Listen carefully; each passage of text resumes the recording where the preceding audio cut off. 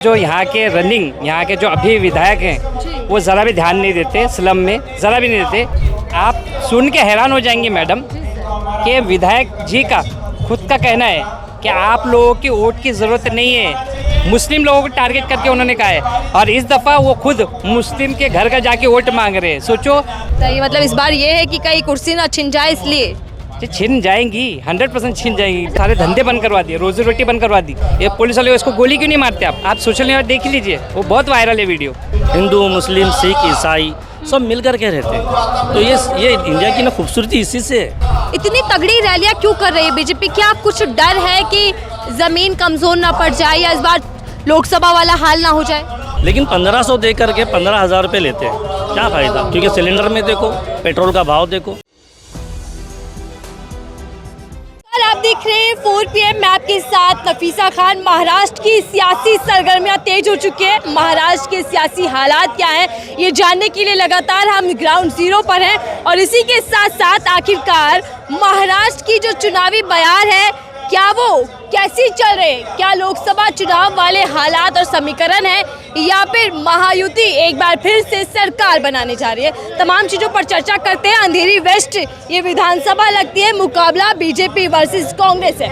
ऐसे में नेता गली गली घूम रहे हैं, वोट मांग रहे हैं, अपने अपने वादे दावे गिनवा रहे हैं कि अगर हम सत्ता में आएंगे तो ये करेंगे वो करेंगे। और पीछे भी एक सभा चल रही है, नेताजी भाषण दे रहे हैं। तो मैंने सोचा कि कुछ लोगों से बातचीत की जाए कि वो लोग नेताओं के भाषण सुनकर क्या समझते हैं, क्या समझ आ रहा है, कितना विश्वास हो रहा है और आखिरकार महाराष्ट्र की जो सियासत तेज होती जा रही है उसमें कौन आगे दिख रहा है। तो मेरे साथ लोग जुड़ चुके हैं, उनसे समझते हैं और चर्चा करते हैं सीधे तौर पर।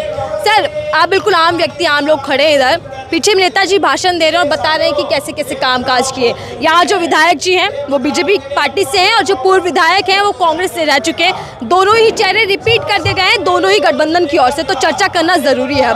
क्या कुछ बताएंगे? पहले मुझे बताइएगा, अंधेरी वेस्ट जो विधानसभा सीट है, यहाँ की पॉपुलेशन कैसी है, कैसे मुद्दों पर वोट करती है, क्या है यहाँ का राजनीतिक समीकरण? जी, मैं तो एक आम इंसान हूँ, मैं ज़्यादा तो नहीं जानता, लेकिन जो मैं जानता हूँ वो मैं जानता हूँ कि हम लोग एक मतलब स्लम से रहते हैं। स्लम की जो प्रॉब्लम्स हैं, वो स्लम की प्रॉब्लम जो यहाँ के जो अभी विधायक हैं वो ज़रा भी ध्यान नहीं देते, स्लम में ज़रा भी नहीं देते। वो बीजेपी कार्यकर्ता नेता है और वो बड़े लोगों में ज़्यादा ध्यान देते हैं और ज़रा भी स्लम पे, क्योंकि मैं खुद स्लम में रहता हूँ, जू गली में रहता हूँ मैं। ये हमारे दोस्त भी वहीं रहते हैं, हमारे दोस्त हम सुनने आए हैं। यहाँ के जो विधायक इस वक्त जो कांग्रेस से लड़ रहे चुनाव, वो पहले 10 साल रह चुके हैं, विधायक रह चुके हैं और उन्होंने गरीब लोगों के लिए या स्लम के लिए बहुत काम किया। फ्री में पानी की समस्या थी उसको सॉल्व किया और गलियाँ और गटरें होती हैं स्लम में, उसको बनाने का बहुत काम किया उन्होंने। लेकिन उसके बाद 2014 में जो मोदी जी की लहर चली, उसके बाद यहाँ के जो विधायक अभी रनिंग बीजेपी के वो आए, मगर उन्होंने हमारी तरफ कुछ ध्यान ही नहीं दिया, कुछ भी ध्यान नहीं दिया, कुछ काम ही नहीं किया। अमित साटम नाम है उनका, अमित साटम उनका नाम, विधायक जी जो अभी है, वो ध्यान नहीं दे रहे हमारे पर। वोट लेकर चले गए, उसके बाद कोई फिक्र नहीं, कोई कामकाज नहीं। आप सुन के हैरान हो जाएंगे मैडम कि विधायक जी का खुद का कहना है कि आप लोगों की वोट की ज़रूरत नहीं है, मुस्लिम लोगों को टारगेट करके उन्होंने कहा है। और इस दफ़ा वो खुद मुस्लिम के घर घर जाके वोट मांग रहे हैं। सोचो, वो महायुति से कितने डर गए होंगे। ये मैं ऑन द रिकॉर्ड बोल रहा हूँ।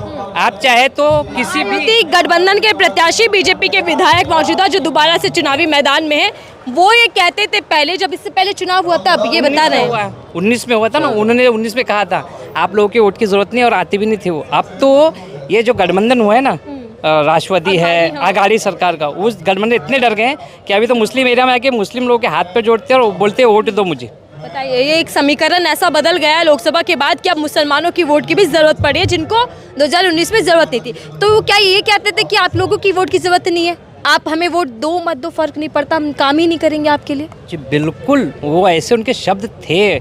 अभी 2024 में थोड़े नरम हो गए महायुति की वजह से, ये जो महाआघाड़ी की वजह से वो थोड़े नॉर्मल हो गए, डर चुके हैं। जी बहुत डरे हुए वो तो, नहीं तो कभी मुस्लिम इलाके में कभी घूमते नहीं थे वो वोट मांगने के लिए।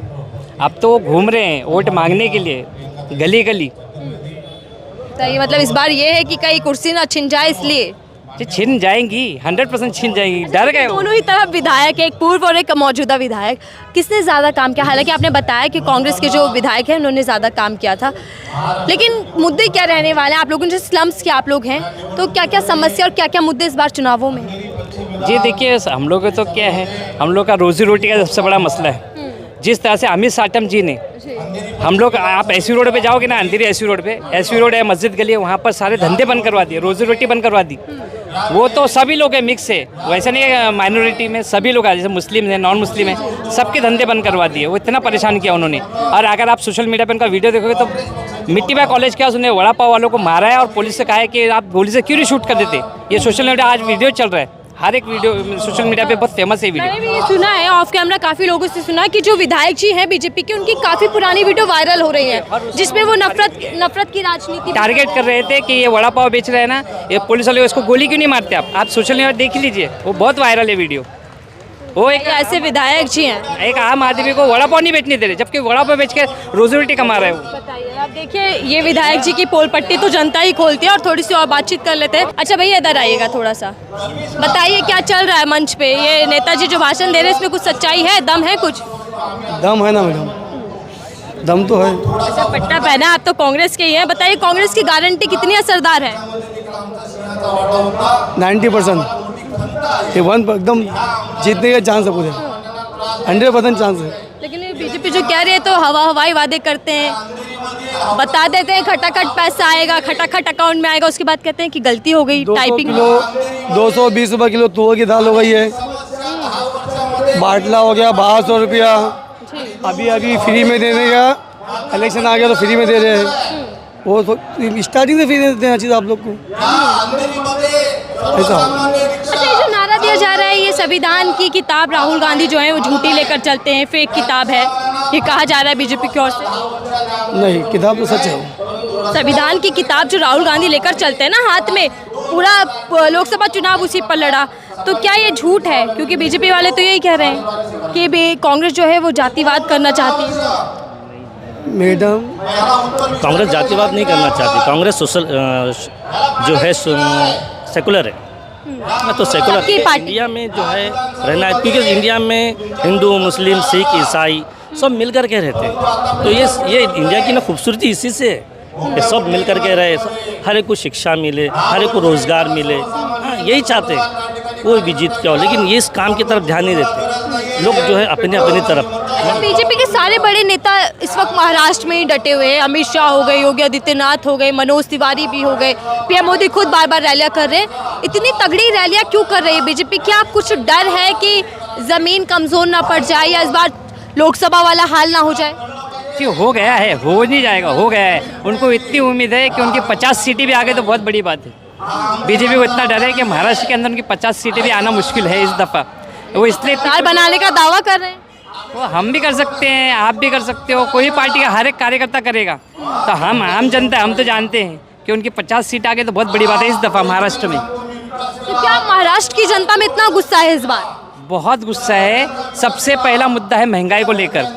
महंगाई में दाल, आज लहसुन का भाव देख लो 240 रुपये किलो है, कांदे का भाव देख लो 100 रुपया पार कर लिया है। आप तुअर डालो, मसूर डालो, उसका भाव देख लो, गैस सिलेंडर का भाव देख लो आप क्या है आज की तारीख में। आपको खुद पता चल जाएगा कि यहाँ की जो महाराष्ट्र की जनता है कितनी परेशान है। बस इसलिए वो डर रहे हैं कि हम लोग हार ना जाए, इसलिए इतनी बड़ी बड़ी रैलियाँ कर, इतने वादे कर रहे हैं बीजेपी की। नारा भी दे रहे हैं खूब, नारे तो बहुत दे रहे हैं, और लाडली बहना को कोई फर्क नहीं पड़ने वाला है यहाँ महाराष्ट्र में। निकाले तो पहले निकालना चाहिए था, इलेक्शन को देख करके जो निकाले हैं ठीक है, लेकिन 1500 दे करके 15,000 रुपये लेते हैं, क्या फ़ायदा? क्योंकि सिलेंडर में देखो, पेट्रोल का भाव देखो, पेट्रोल का भाव तो वो सेंट्रल कहता है कि स्टेट कहता है कि सेंट्रल ने बढ़ाया है। इसमें दोनों लड़ रहे हैं, लेकिन पीस रही आम जनता तो परेशान है।